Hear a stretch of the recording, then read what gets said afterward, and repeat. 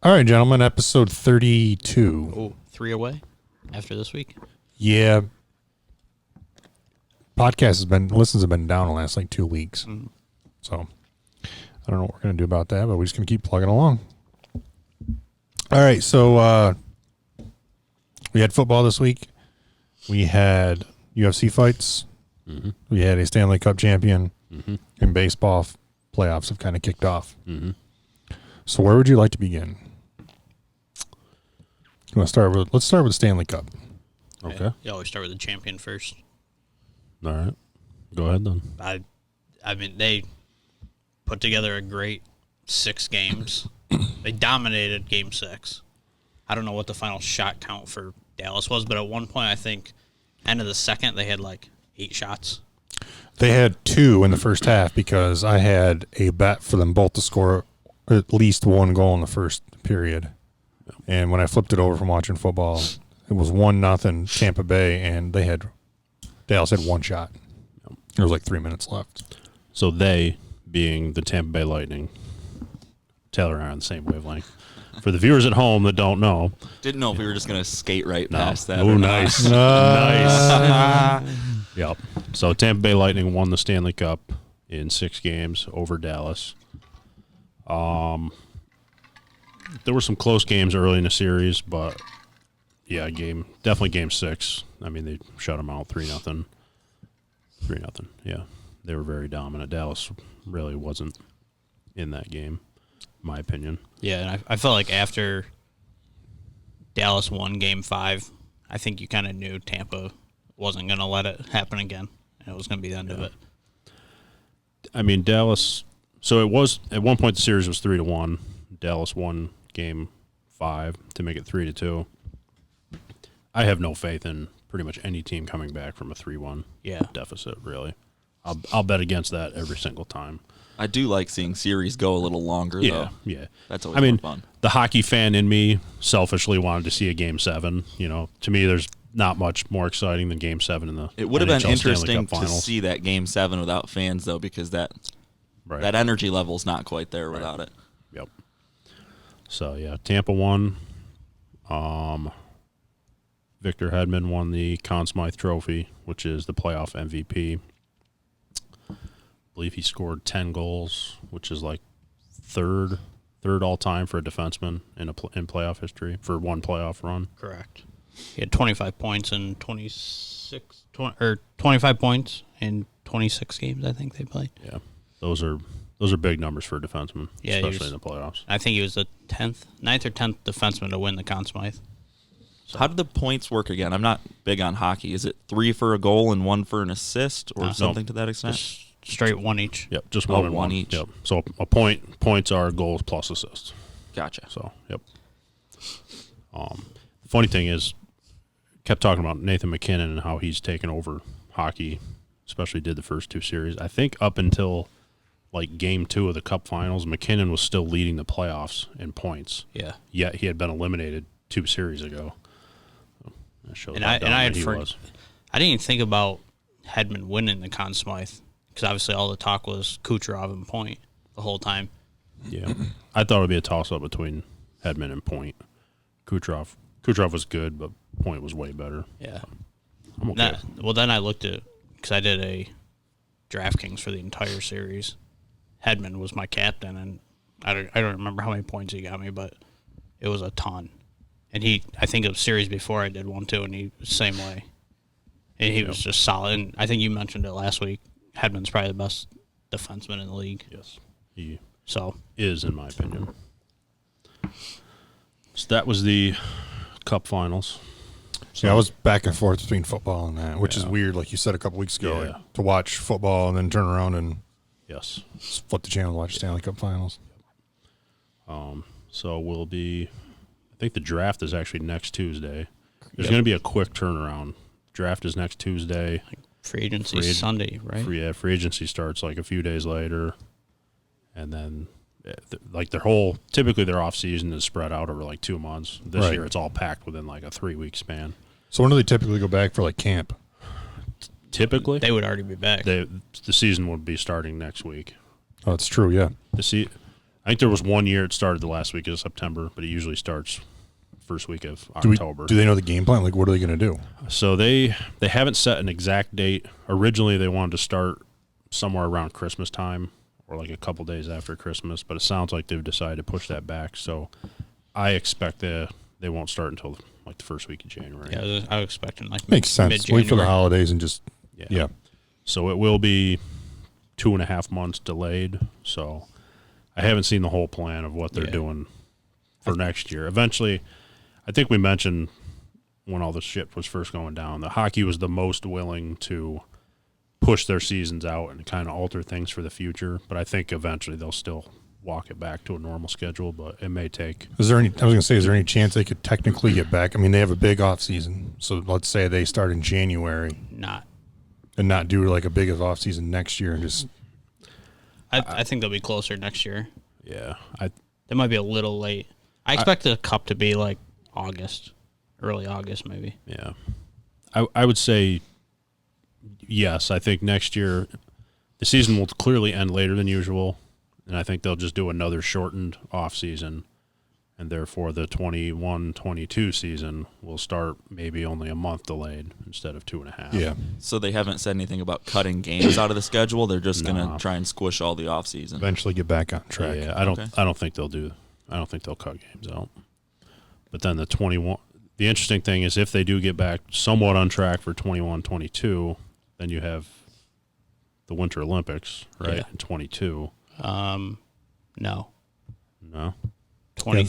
No, they delayed the Olympics only a year, tentatively. But that was the Summer Olympics. Right. So they were supposed to be having the Summer Olympics, next June? No, well, this. Yeah, it would have been this year. I think they delayed them to next June. To 21. So I think it'd be 20. I thought they pushed the winter back, too. They probably did. So I think they're not till 23. Okay. Maybe. All right, so maybe it won't affect that. So I've got plenty of time to train. Never mind. Yes, you do. Yeah. I think you're their top choice right now. Talking about training to play hockey? I thought we'd make a bobsled team. I'm actually down for that. Yeah. That'd be kind of fun, actually. Yeah. Does extra weight help us go faster? Yeah, you're the anchor man, bro. Do I need to eat or start losing weight? Both. Yeah. I'm in for that. There's been a few other like we said, the off season is going to be jam packed here, but one worth mentioning, I think the New York Rangers bought out the contract of Henrik Lundqvist today. I don't have his stats in front of me. So Henrik, he's been the Rangers goaltender for it's got to be pushing 15 years. I thought he said 15. Thought years. I read 15 years. Yeah. Let me. You think he'll go someplace else or just hang it up? I think so. So to me, he is most likely a Hall of Fame player. He has been there, like we said, their starting goalie for well over a decade. He, I believe, has at least one Vezina trophy, maybe a couple. 2. He's never been to a cup, right? I'm trying to look. Yes, he has been to a cup. They lost to Los Angeles the last time Los Angeles won. That's right. That's the one thing missing from his resume is he does not have a Stanley Cup. He's got a gold medal with Sweden in the Olympics. He's basically done everything you can do except win the Stanley Cup. So I don't think he'll retire. I think he's going to have to find a team. I just thought of this as I'm saying this. We've talked about the Golden Knights goalie I was just situation. thinking that actually. Like, what about Vegas? The rumor is they're going to re-sign Robin Lehner for 5 years, $5 million. Right. Marc-Andre Fleury's been saying all the right things the last week, but I still expect him to be traded. That's going to be the kind of situation that Henrik Lundqvist will need to go to, where he can go to a team that is a cup contender, which Vegas clearly is. Robin Lehner is their clear starter. Lundqvist could sign for like $1 million because he's going to have the buyout money from the Rangers, so he still is getting paid. Start 15, 20 games. Yeah, he'll basically serve as your typical backup. Maybe get more starts than a typical backup. I could see it almost being a 50-30 split, and basically take 1 or 2 more runs at the cup before he hangs it up. Yeah, so that's what I think they announced yesterday, the day before, that he was probably gonna get bought out. But I texted Russ this afternoon. I would love for the Sabres to pick him up, but obviously they're not even close to probably a playoff team right now. No. But I'd be interested in Lundqvist's mindset is because a lot of those guys, right, they don't want to be a backup. I've started for 15 years, but does he truly just want to win a cup, or does he still want to start and play? So For $1 million, I'll back up. Yeah. I mean, right? I mean, yeah, but he's been making $10 million, $11 million. I don't know what his cap hit was. It was quite a bit. Unless so he hates money. I think What's he's another got $1 million? enough. Just keep bringing it on. He's got the money and he's got the style. Yeah. So, he was. I mean, he's known for being one of the prettiest men in hockey. Oh, New York. We got an eyebrow raise from You Statman. said it, not me. He fits that Manhattan, best dressed kind of guy. New York City. He was like the perfect persona to be the New York Rangers goaltender. It's kind of like a Derek Jeter Yankees shortstop situation. Right. Henrik Lundqvist in Manhattan, New York Rangers For goaltender. years, yeah. It fits. I just went to Wikipedia real quick. Says he's the only goaltender in NHL history to record 30 wins in each of his first 7 seasons. First NHL goalie to start his career with 11 straight 20-win seasons. He's got, let's see, single season record for the Rangers. Games played 73. Rangers all-time leader in shutouts.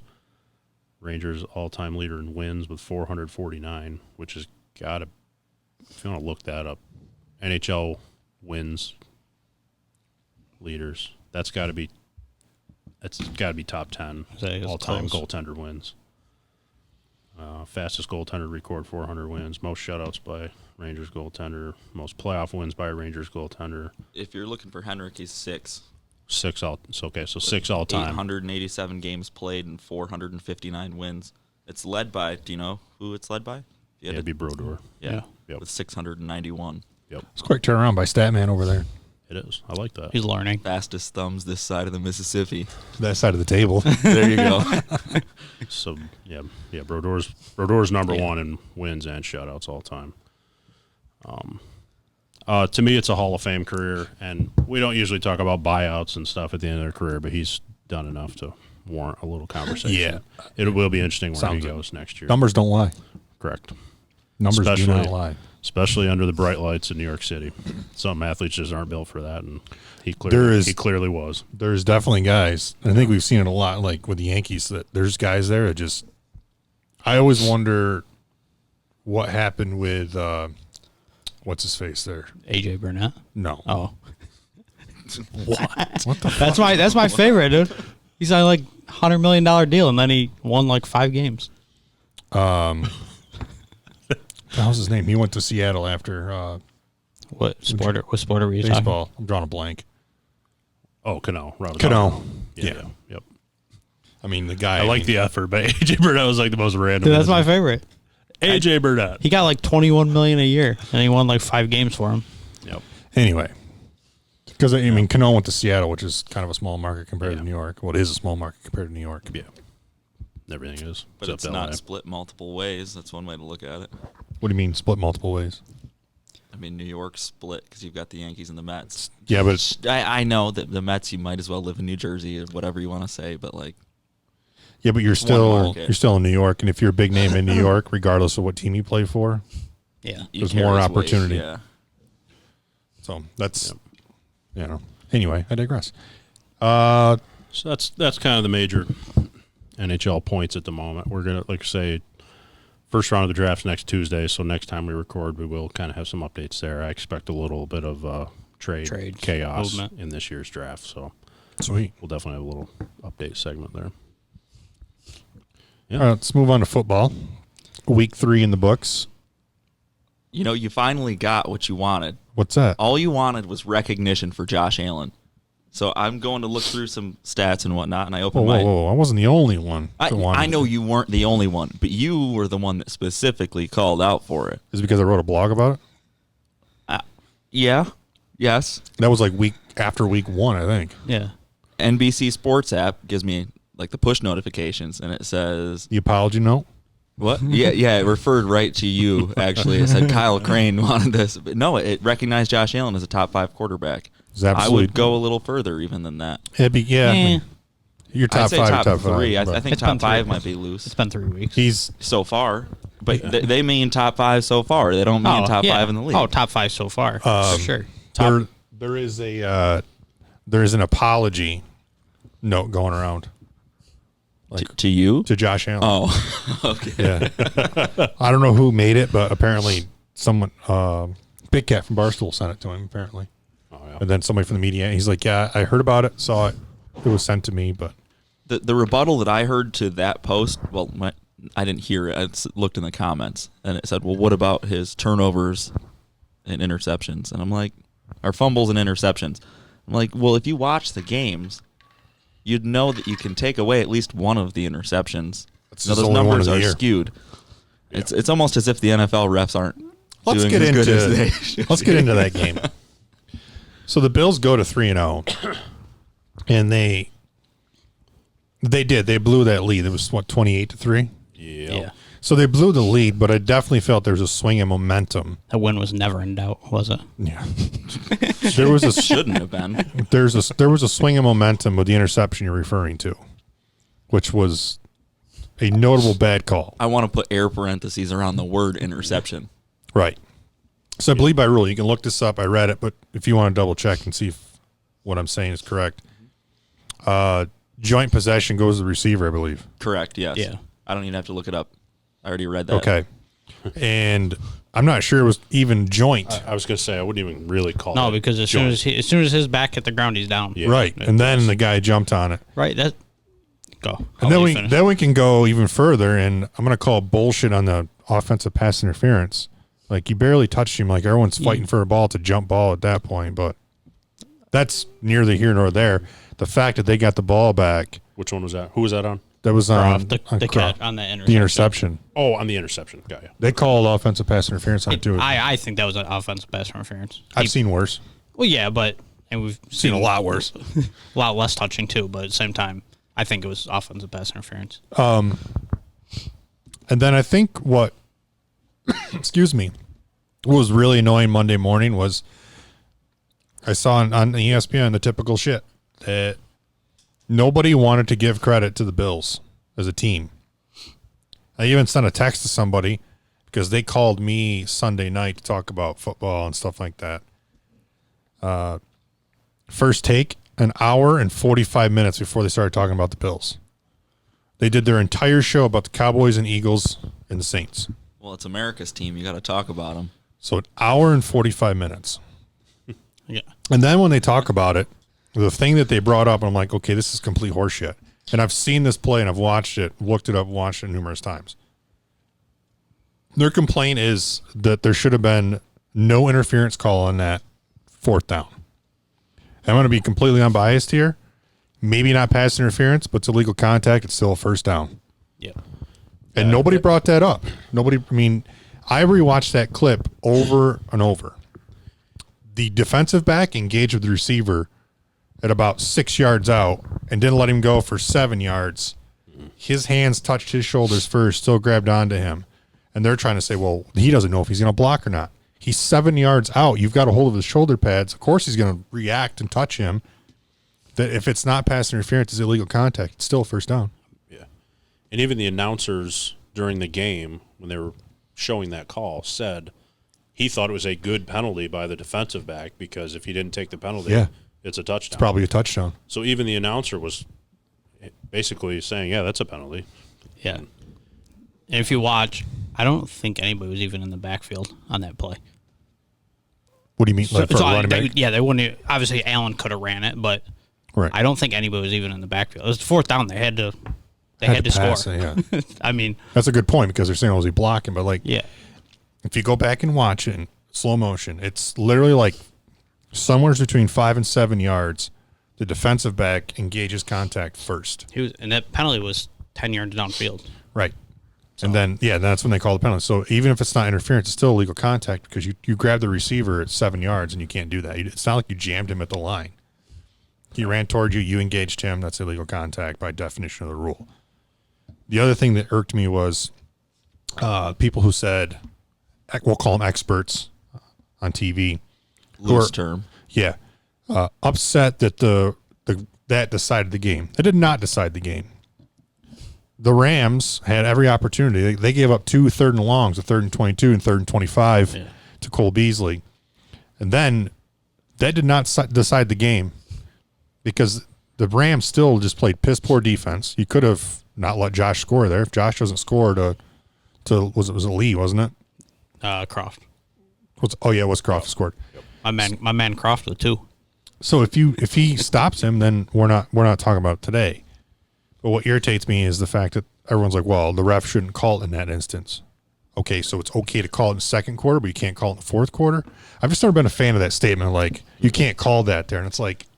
Right, and I understand, like, I think more in basketball, the more I think about it, is you let them play a little bit more, but that's throughout the game, the playoffs. But at some point, like, the rules are the rules. You can't just say, I'm not going to do the rules because it's the fourth quarter. Like, to me, that's silly. Yeah, I hate that call in basketball too. Is a guy drives and gets drilled, and it's like, oh, that's close. But if he gets fouled, he gets fouled. You can't be like, oh, it's a tie game with 2 seconds left. I'm not going to call it. Yeah, if it's a foul, it's a foul. Right. Not to beat a dead horse or anything like that, but Russ made a comment about the commentators questioning a call, and I think on Sunday, I don't know if someone texted you or how it came to be, but you made the comment that even the LA commentators were saying that the interception call was a bad call. It's a bad call when the other team's commentators are agreeing that it's a bad call. Yeah. I mean, if we're talking bias, the commentators in LA are home base for it. And if they're saying it's a bad call, it's probably not a good one.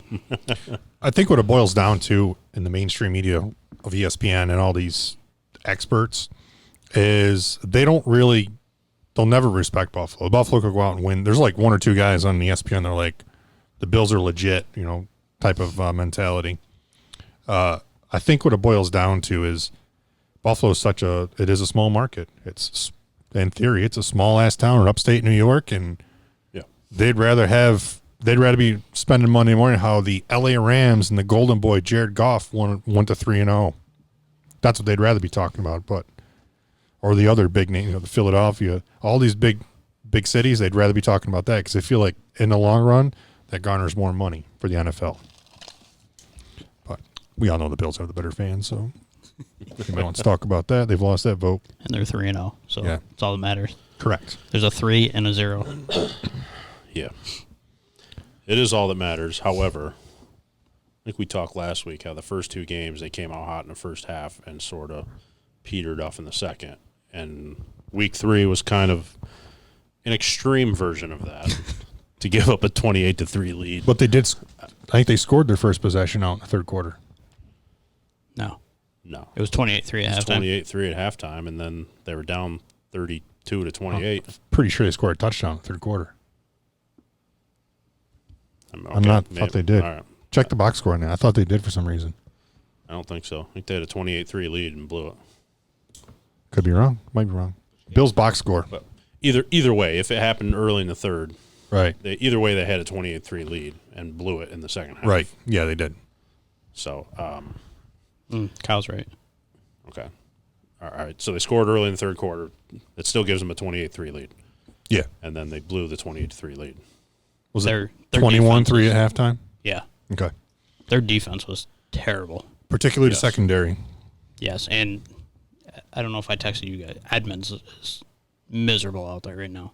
So Edmonds blew, and I called this while we were watching it. Yeah. 3rd and 8. What is your ass doing in the box on the line? 3rd and 8. Yeah. Like, I understand, like, you want to quote unquote show blitz. You know they're going to throw it. What are you doing? Yeah. I don't know if you know they were running the ball all over. It's still them, 3rd and 8. Right, I understand that, but they were running the ball all over them. They were also throwing it all over them. So if you're LA and you're trying to get 3rd and 8, you're probably better off throwing it than running it at that point. But Edmonds comes up in the box and then doesn't get his ass back. Yeah. And they dumped it to a receiver right over top of his head and gives up 15, 20 yards. And he missed that one. I don't even know what that was. He missed that one tackle. He just took a terrible angle at the guy. I think it's how he hurt his shoulder in week 2. or week 1. Yeah. Yeah, I don't know, he's not impressing me right now. He's probably still a great leader on that defense, but Milano's definitely the best linebacker they've got. I think they could do with another good linebacker. I don't think it would hurt them. Right. But I think they got some young linebackers in there that maybe they develop. A couple, but I mean, it's whatever. The game's over. They're 3-0. They go to Vegas this week, and could be a tough game, could be an easy game. Mm-hmm. We'll see. But the secondary's terrible, which I don't understand why, because we know the potential's there. Yeah. They were great last year. They really were. And you said, is Josh Norman coming back this week? I haven't read if he's coming back, but he's available to come back now. Is he? Because Okay. IR is only 3 weeks, so he can come back. I haven't read if he is. If we get the old Josh Norman, that's a good thing. But if we get the Washington Josh Norman, it's kind of a waste. Yeah. And Wallace is much better. Him and Wallace and Johnson have been struggling back there, so. And I obviously look back. Cooper Kupp's obviously very good, so it's hard to put much on this week's. I think Cooper Kupp's one of the more underrated receivers in the league. Even Woods is great. So Yeah, secondary is terrible. They got to get it together. Even Tre'Davious White was getting smoked. Like over the middle. Guys are beating him off the line, over the middle. Whoop, little dump passes, giving up 10, 15 yards. You just can't do that. I think some of it is awareness.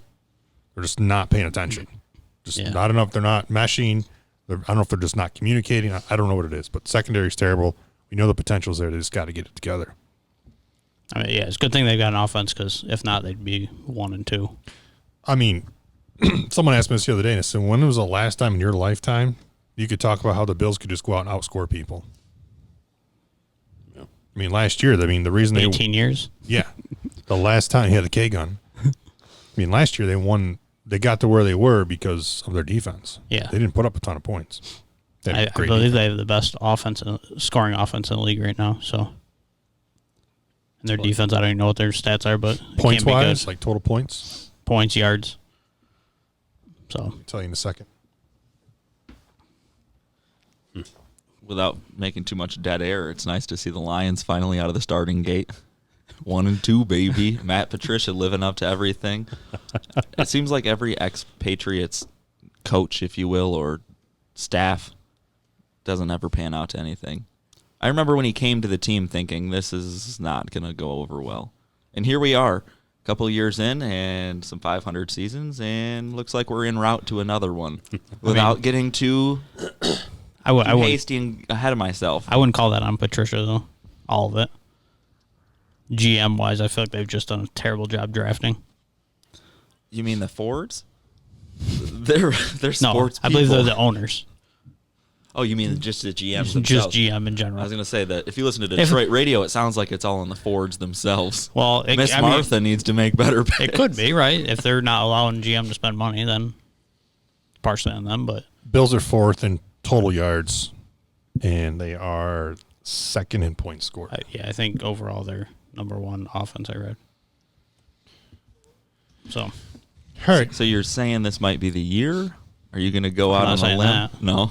I think they have one of the toughest schedules in the league. They've got playing the AFC West and the NFC West is not easy. I'm just hoping that at the end of the season when we're talking, Kyle doesn't have to say what he said the other day. And he said something about a playoff game. And I said, isn't it kind of sickening, that we don't refer to playoff games as Bills fans. We refer to them as playoff game. He's got a point. Maybe this is the year. I don't know if I could go more than one game with him standing for 4.5 hours because he doesn't sit. Yeah, any game. I'm luckily Regular season, you're just right in front of the TV. That's going to make you go blind, right? Yes, I do. Okay. He's already got diabetes doing that. I stand up for everything. If I didn't have a migraine today, I probably would have been standing for the entire 13 innings of the Braves game, too. Not the only thing you do that's going to make you go blind, huh? Yeah. Oh, boy. All right, so I told you guys that I wanted to talk about last week we just kind of touched on an overview of football.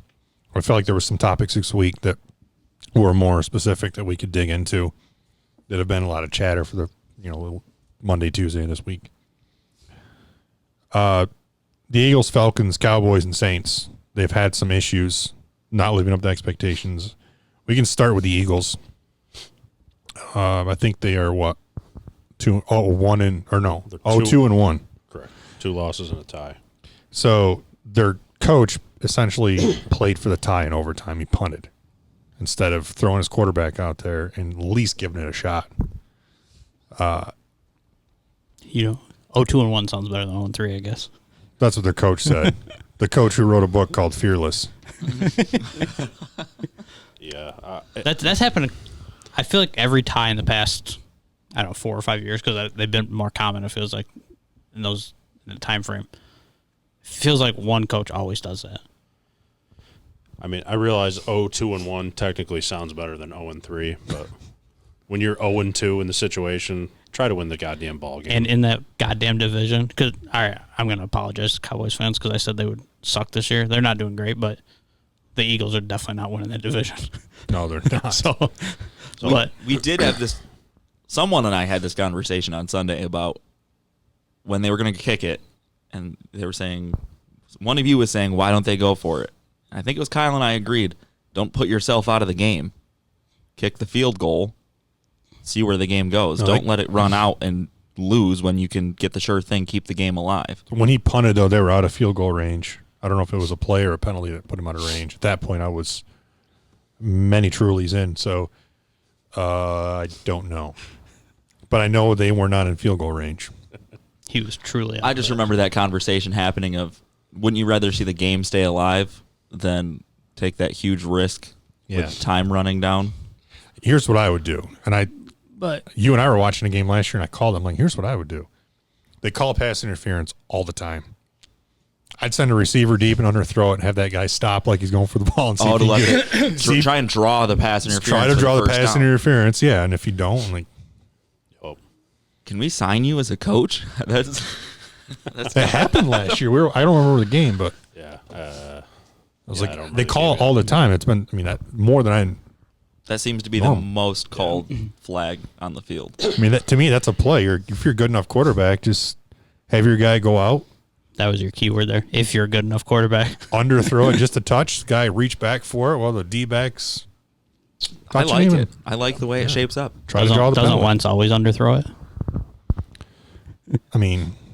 We can get into Carson if you want, but so let's get into Wentz, because Monday morning there was a lot of chatter about, do they make a change at quarterback? Do they make a change at coach? What's the issue? Why are they not winning? Is it coaching? A lot of people say it's coaching. It's just play calling. Is some of his decisions. You got severely criticized for punting instead of putting it in the hands of Wentz to try to win the ball game. So what do you guys think? So I'm going to talk about the overall scenario, not the specific. The reason I think of all these teams you wanted to talk about today, the Eagles need to make the change the most. You referenced the Saints, the Falcons, problems they're having. I'd agree. Reason being, that division, the entire division has 2 wins.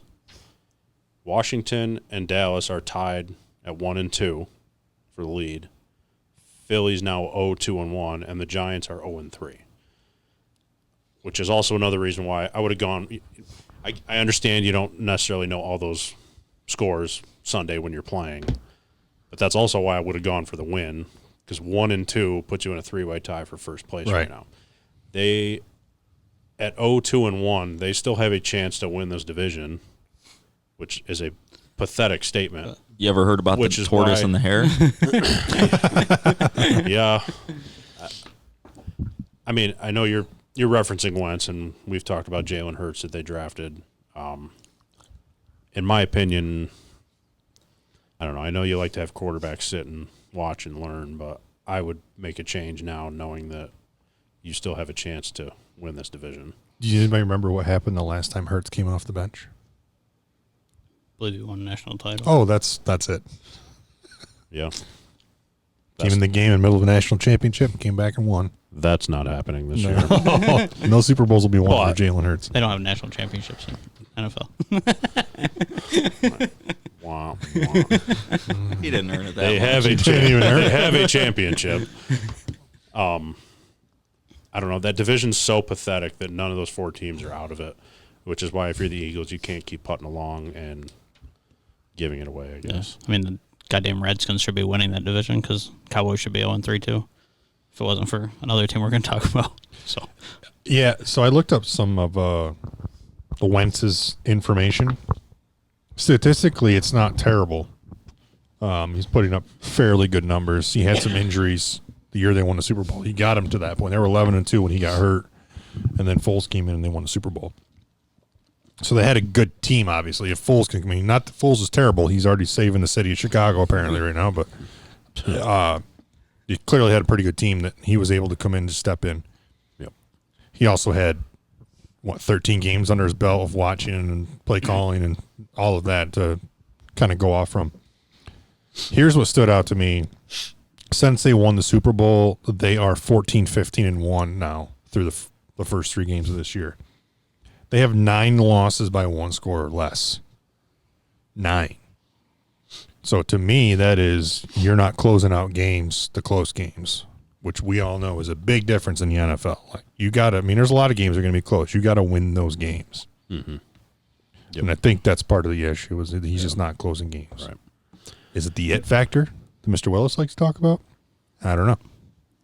yeah, I mean, obviously we don't know what's going on in the locker room, but I'm guessing if Hurts hasn't come in yet, they're not going to let him start unless an injury or something happens to Wentz.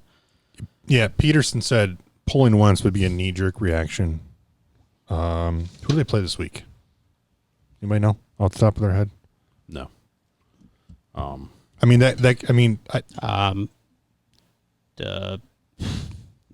I don't know. Stat Boy's got it. Steelers? No, No. they play the Titans because they're not playing. Yep, they're postponed.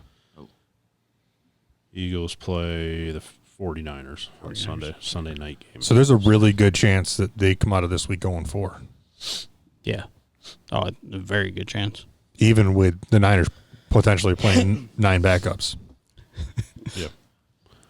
I looked at the wrong date. Yeah, you're right. So I mean, Hey. it could be interesting. What point do you start making that call of they're paying Wentz a lot of money? Do you want to pay a guy that much money to sit on the bench? Do you want to pay that guy that much money to go 4-12? No. 4-13-1. Good thing he's here. That adds up to 18 Yeah, games. 18 games. They're picking up Math some guy. games on I just wanted Wednesday to. I just afternoon. wanted to. They might need to. Boy. Sick joke. The joke was the tie. So yeah, Yeah, I don't know. And I haven't watched Eagles games, so it's all off of highlights and stats and whatnot. So I'm not necessarily saying Wentz is the issue because I haven't watched enough to know that. But I don't think it's really. I think their offensive line is terrible. Well, he had 3 interceptions last week, so yeah, but I mean, anytime you do draft I guess I'll say high-profile quarterback because Hurts has won a national championship. To me, that's the obvious first change you can make. right. Maybe the common fan would think of. I don't know. Like I say, you get to 0-4, 0-5, then what's it matter? You might as well make a change and Right. try to do something. Yeah, But I think you could be 0-5 and you could be 2-4 is winning the division or something. Yeah, because they're just things are going crazy in that Yeah. division right now. I think to go back to the original question about whether or not the coach made the right call, I think it comes down to a damned if you do, damned if you don't with the punting or going for it.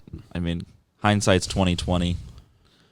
Yeah. What would we be saying if they went for it and it was a turnover and that was the decider of the game and there wasn't that -1 at the end of their score? You know what I mean? It's a damned if you do, damned if you don't. See your point, but I think the interview looks better of We tried and didn't get well, there. his response was, well, if you look at it, we're only a half game out. Yeah, Like, but Well, Peterson's always been so aggressive that why why did it change this week? Yeah.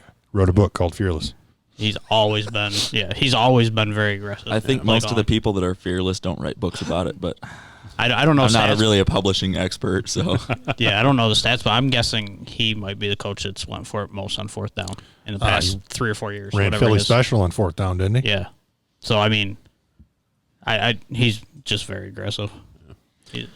I think I know technically, according to the record, it's different, but I view 0-2-1 as basically the same as 0-3. To me, that's worth the risk of trying to get the win. If you ain't first, you're last. Of course, That simple. In 3 months, if we come back and be like, Philly won the division by a half game, I'll be like, oh, it was a good decision to punt it. Well, I wouldn't hold your breath on that one, but all right. I'm not.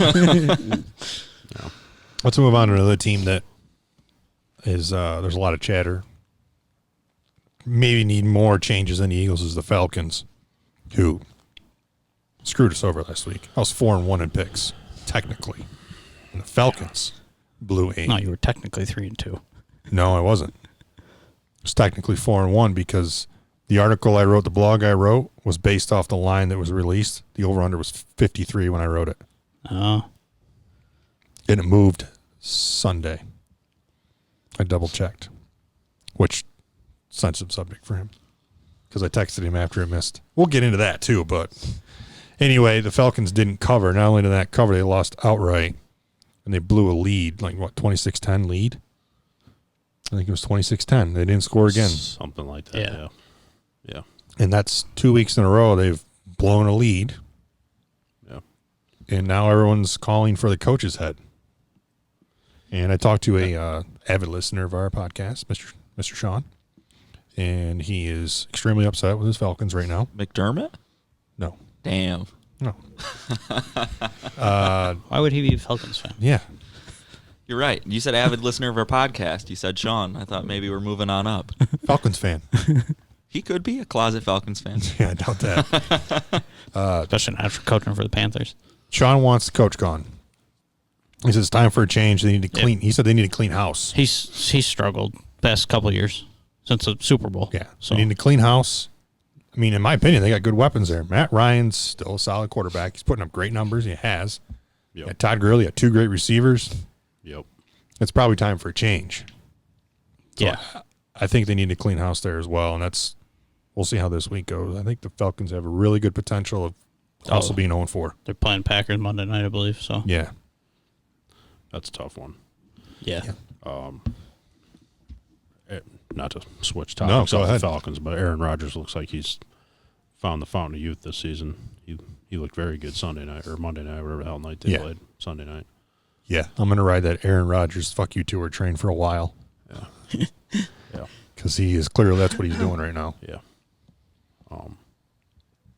Yeah. Not to Yeah. get off the Falcons if you want to. Atlanta needs a change. I think you need a coaching change. No yeah. question. Yeah. No question about it. It's almost like the Browns, right? There's on paper there's so many weapons offensively Yes. that it's like, why aren't you winning games? Well, they 1-2 now also. I don't know. I don't They're even 1-2. know.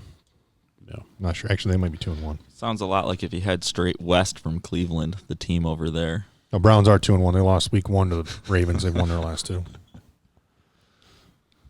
Adam, I know your geography's not that great. That'd be Detroit I was talking about. I think that's a little northwest. Straight west on 80. 10 miles north on 75.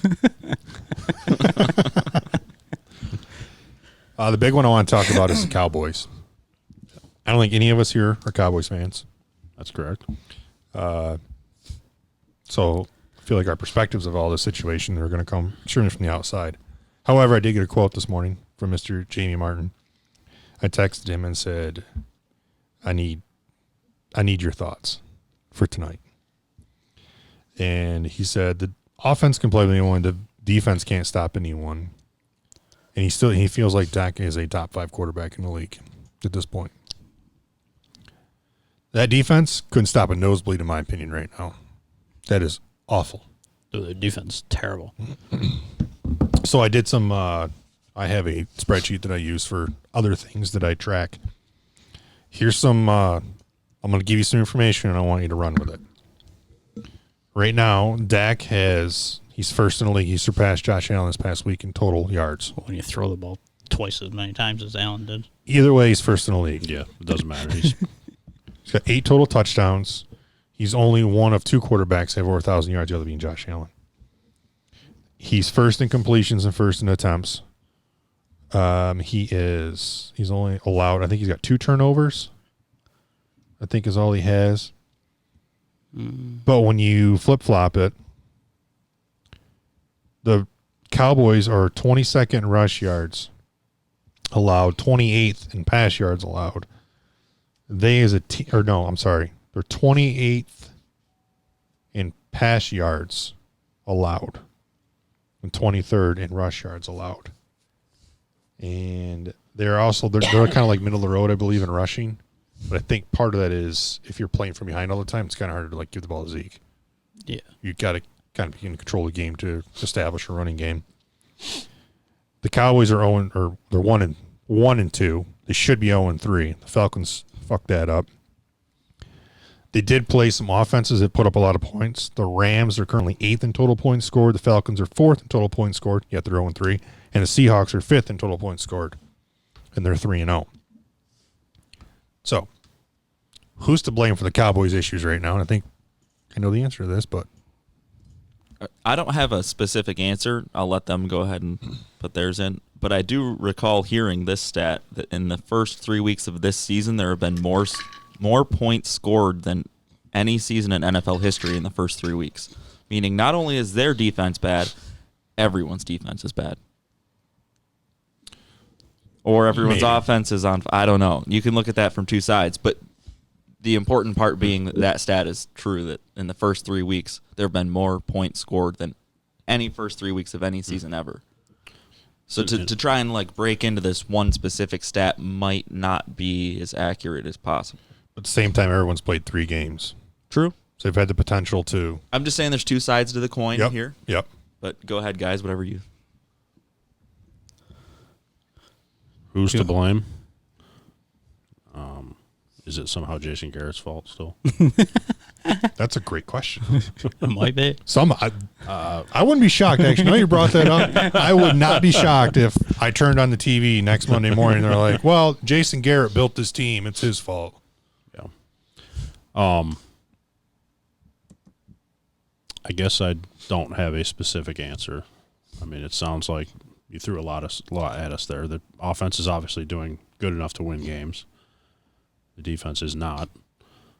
Other than Aldon Smith, the defensive end, I don't know that I can name a Cowboys defensive player, if I'm being honest with you. Right. And I think Aldon Smith's kind of had a resurgence. He's been pretty dominant. He's been about the only player, I believe, in defense doing it. Really doing anything. I don't know. I guess I don't have a specific answer other than did they bring in they must have brought in a new defensive coordinator with Mike McCarthy, did they? I don't know the answer to that. I assume. he kept somebody. Usually if you fire your head coach, Jason Garrett, oftentimes the whole staff goes, right? And Mike McCarthy would bring in who he wants. I thought they were talking last week that McCarthy kept somebody. I don't know who it was. I don't know. Yeah. So I couldn't tell you. You were looking for the defensive coordinator? Yeah. That'd be Mike Nolan. So it's a new coach. That's new? Yeah. Okay. I mean, do you point the finger at Jerry Jones for not stepping up, spending money on defense maybe? He's pretty tight on cash these days. So yeah. I'm mumbling, but I guess I don't have a great answer for you. My answer is McCarthy. It's McCarthy right now, I'll say. He's not getting Zeke the ball. I think he had 12 rushes last week, maybe 12 or 15. 14. He had 26 carries the first 2 weeks. And they did try to. Dak did not look good. They tried to throw the ball out of the backfield to him. I don't know. I didn't watch the entire game. I watched on and off. Probably 5 or 6 times I saw it. And he either threw the ball behind him, short of him. It looked like Zeke didn't want to catch the ball. He's like, I don't know. It looked very odd. And I know there's a stat, and I don't know it off the top of my head. I think if Zeke gets like 25 touches a game, like their record is unbelievable. I know you're down, so you need to score, but he still might be the best back in the league. You've got to get him touches. But at the same time, like I said, McCarthy is probably my answer. And I talked to a coworker about this because he's a big Cowboys fan too. Someone needs to light a fire under their ass, and McCarthy's not the guy to do that. He's just a very ho-hum, I'll just do my job. He doesn't get someone fired up. He's like a Belichick, I'll say. Belichick's very, straight face, no. And McCarthy's the same way, I think. He doesn't get fired up. And they need someone to do that for them. I don't think it's anybody on the offensive side. You mentioned Dak and his complete. He got a 67% completion percentage, which isn't terrible in the NFL. I just double checked too. He's only got 2 interceptions, so he's not really turning the ball over.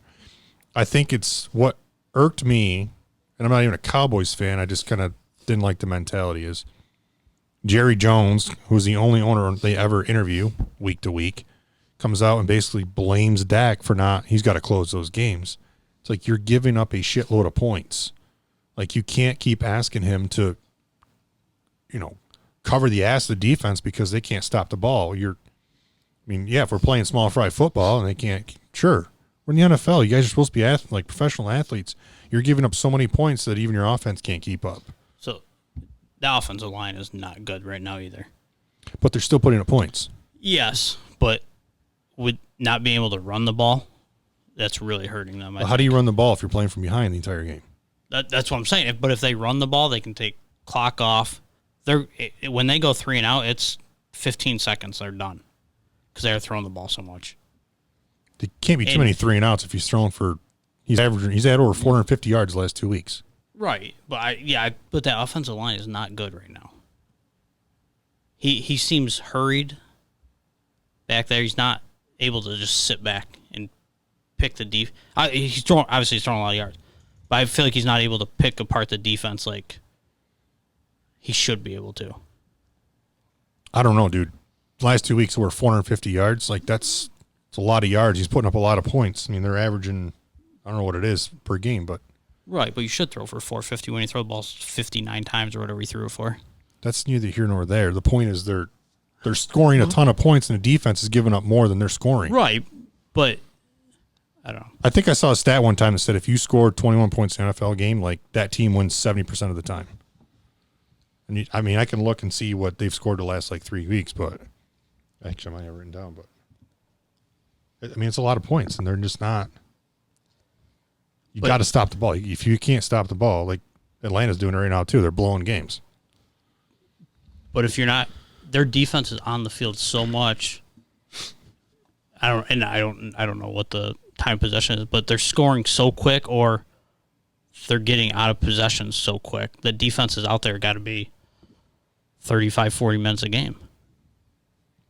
So week 1, they scored 17 points and lost to the Rams. They only gave up 20 points that game. But they've given up, the last 2 weeks, they've given up 70 points and they've scored 78. Or no, that's not right. Yeah, so the week 2, they gave up 39 points. They won. They scored 40. So they barely won. They should have lost. And then they gave up 38 to the Seahawks, and they scored 31. You lost by a touchdown. You got to stop the ball at some point. I mean, all your weapons are on offense currently. Am I correct? For Dallas? Oh, yeah. So if you're getting outscored, I feel like it's a defensive issue. I just don't agree with Jerry Jones basically calling out the blame, or anybody, blaming the quarterback who's leading the league in passing yards, and you're scoring that many points to come out in the public and basically blame your quarterback for it. But that's what they always do, right? You blame the star of the team. I get that they do that, but I don't. As an owner, you shouldn't do that unless your quarterback really sucks. That's Jerry, though, right? It's what he does.